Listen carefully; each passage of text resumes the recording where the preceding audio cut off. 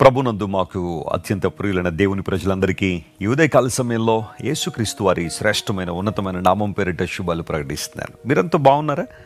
గత రాత్రి దేవుడు చక్కని విశ్రాంతిని మీకు అనుగ్రహించి ఉన్నారని నమ్ముతున్నాను.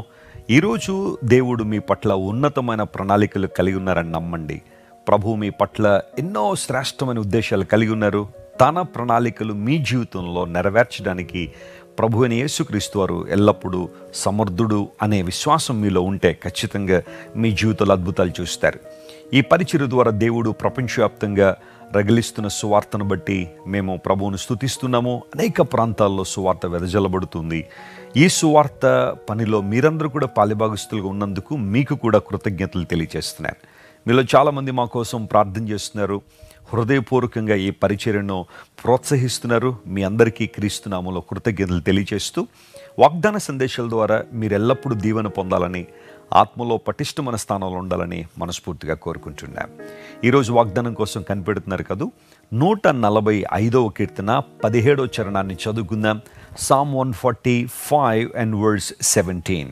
యెహోవా తన మార్గములన్నిటిలో నీతి గలవాడు, తన క్రియలన్నిటిలో కృప చూపువాడు.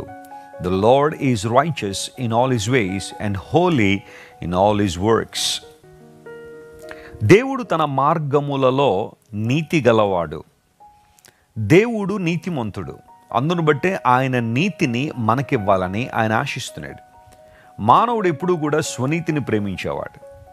స్వనీతితో కొంతమంది నింపబడి ఉంటారు. చూడండి, మేము మంచి వాళ్ళం, మాలో ఏ తప్పు లేదు, మాలో ఏ పొరపాటు లేదు, మేము ఏ విధమైన పాపము చేయలేదు, మాకు ఊహ తెలిసిన దగ్గర నుండి ఇప్పటిదాకా మేము అందరికీ మంచే చేసాం కానీ ఎవరు కీడు చేయలేదు లేదా చెడు చేయలేదని కొంతమంది తమ స్వనీతి మీద ఆధారపడుతుంటారు.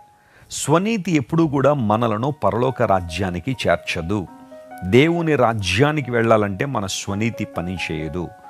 కానీ ఎవరి నీతి మనకు అవసరం అంటే దేవుని నీతి మనకు అవసరం. యేసుక్రీస్తు ప్రభువారి లోకానికి వచ్చింది తనను విశ్వసించిన వారందరినీ కూడా నీతిమంతులుగా చేయాలని.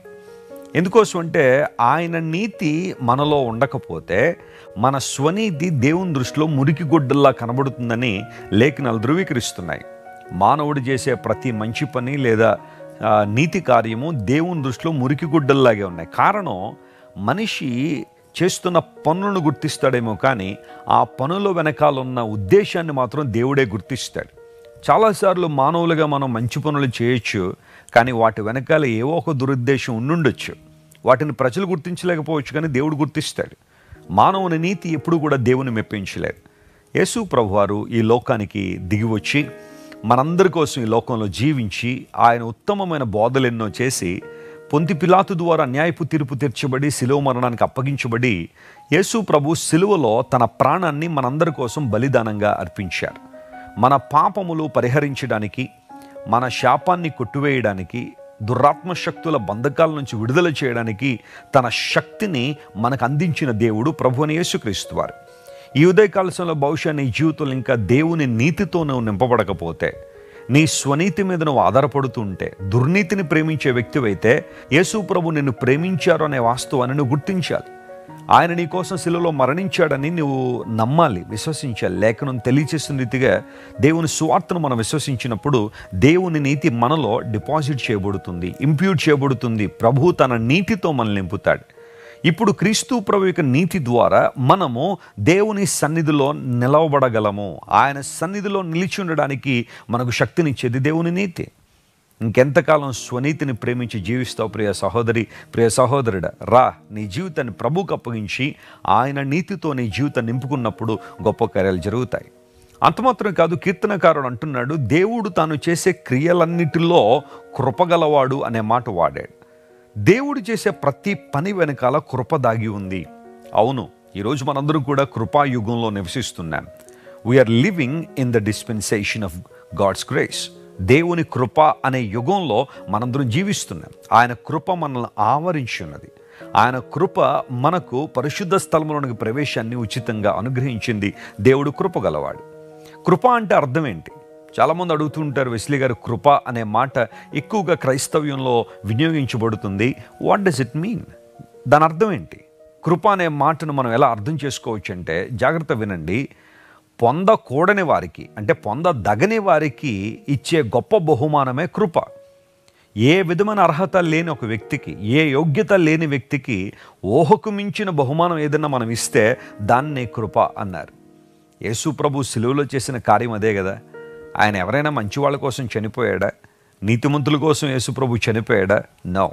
మనందరం దుర్నీతితో నింపబడి ఉన్నప్పుడే, మనందరం పాపులమై ఉండగానే, మనందరం శత్రువులమై ఉండగానే, మనందరం బలహీనులమై ఉండగానే క్రీస్తు యుక్త కాలమున సరైన సమయంలో మన కోసం సిలువలో మరణించారు.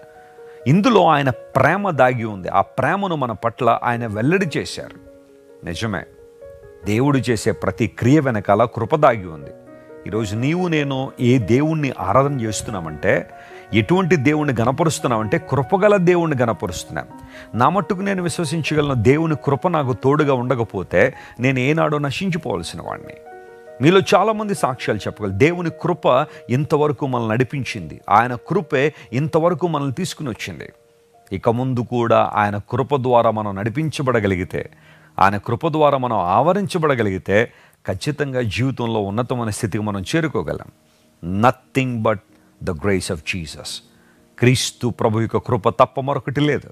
ఈ కృప మీద మనం ఆధారపడదాం. ఈరోజు దేవుడు నీ పట్ల కృపగలిగిన వాడని విశ్వసించండి. ఆయన కృప నీ మీద సమృద్ధిగా కృమ్మరించే దేవుడు ఆయన. దేవుడు ఏదైనా మనకి ఇవ్వాలనుకుంటే సమృద్ధిగానే ఇస్తాడు ఆయన. అరకొరగా దేవుడు ఎప్పుడు ఇవ్వలా. లేకపోతే మనకి ఇంకా ఏదో వెలితి ఉన్నట్టుగా దేవుడు మనల్ని దీవించేవాడు కాదు. God gives everything lavishly. ఆయన కృప కూడా అదే విధానంలో మన మీద కృమ్మరించాడు. అందును బట్టి ఈరోజు ఈ వాగ్దానాన్ని క్లెయిమ్ చేసుకుని, ప్రభువా నువ్వు చేసే ప్రతి క్రియలో కృప దాగి ఉంది కనుక ఆ కృపలో నన్ను నింపండి, ఆ కృపలో నన్ను భద్రపరచండి అని మనస్ఫూర్తిగా దేవుని సన్నిధిలో ప్రార్థన చేయండి. అసాధారణ అద్భుతాలు మీరు చూడబోతున్నారు. దేవుడు మిమ్మల్ని అన్ని విషయాల్లో ఆశీర్వదించాలని ఆయన ఆశిస్తున్నారు. ప్రార్థన చేసుకుందాం. ప్రేమగల తండ్రి, నీవు నీతి గలవాడువు, నీ క్రియలన్నింటిలో కృపగలవాడు కనుక నీకు వందన స్తోత్రాలు చెల్లిస్తున్నాం. ఎంత మంచి దేవుడు నాయన, ఎంత గొప్ప దేవుడు ప్రభువా. ఈరోజు మా ప్రియులు ఎవరైతే నీ కృపను కోరుకుంటున్నారో వారి మీద సమృద్ధిగా నీ కృపను కృమ్మరించండి. కృపా మహిమతో వర్ణింపండి, కృపాతిశయముతో వర్ణింపండి, కృపా సమృద్ధితో వర్ణింపండి, కృపాక్షేమముతో వర్ణింపండి నాయన. కృపా కటాక్షములతో వారిని దర్శించండి. ఘనతయు మహిమయు నీకు చెల్లిస్తున్నాం. ఎవరైతే అనారోగ్యంతో ఉన్నారో స్వస్థత ఇవ్వండి, విడుదల లేని వారికి విడుదలను ప్రసాదించండి, నీ చిత్తాన్ని వారి జీవితంలో నెరవేర్చండి. యేసుక్రీస్తు నామం పేరిట అడిగి వేడుకుంటున్నాం తండ్రి. Amen, amen. God bless you dear friends. Have a wonderful day. Christ worship center ఓ బలమైన సంఘ ఉజ్జీవం. కొన్ని సంవత్సరాల క్రితం కేవలం 2తో ప్రారంభించబడిన పరిచర్య నేడు ప్రపంచవ్యాప్తంగా లక్షలాది మందిని ప్రభావితం చేయుచున్నది. రాజమండ్రి, సికింద్రాబాద్, బెంగళూరు, చెన్నై, నెల్లూరు, దుబాయ్, బెహ్రైన్, కరీంనగర్, విశాఖపట్నం, గద్వాల్, కొవ్వూరు, మలకపల్లి, శ్రీలంక, భూటాన్, అడ్డతీగల, పాలమూరు, మచిలీపట్నం, ఇందిరానగర్లతో పాటు అనేక గ్రామాల్లో క్రైస్ట్ వర్షిప్ సెంటర్ ఆరాధనలు జరుగుచున్నవి. వాక్య సంబంధమైన ఉజ్జీవంలో, పరిశుద్ధాత్మ సంరక్షణలో కొనసాగాలనుకునే ప్రతి ఒక్కరికి మా ప్రేమపూర్వక ఆహ్వానాన్ని అందిస్తున్నాము. రండి, ఆత్మతో సత్యముతో ప్రభువైన యేసుక్రీస్తును ఆరాధిద్దాం. మీరు ఇంతవరకు విన్న దైవ సందేశం మరియు దేవుని సేవకులు చేసిన ప్రార్థన మీకు ఆశీర్వాదకరముగా ఉన్నదని విశ్వసించుచున్నాము. ఈ సందేశాన్ని మీ స్నేహితులకు, బంధువులకు షేర్ చేయండి. మీకు ఏదైనా ప్రార్థన అవసరత ఉన్నచో మా ఫోన్ నంబర్లకు కాల్ చేయండి. దేవుడు మిమ్మల్ని ప్రేరేపిస్తే విశ్వాసంతో సాగుచున్న ఈ పరిచర్యను ప్రోత్సహించండి. మరిన్ని వర్తమానాలు, పాటలు వినుటకు జాన్ వెస్లీ మినిస్ట్రీస్ అను మా యూట్యూబ్ ఛానల్ను సబ్స్క్రైబ్ చేసుకొనండి. ప్రభువైన యేసుక్రీస్తు కృప మీకు తోడైండును గాక.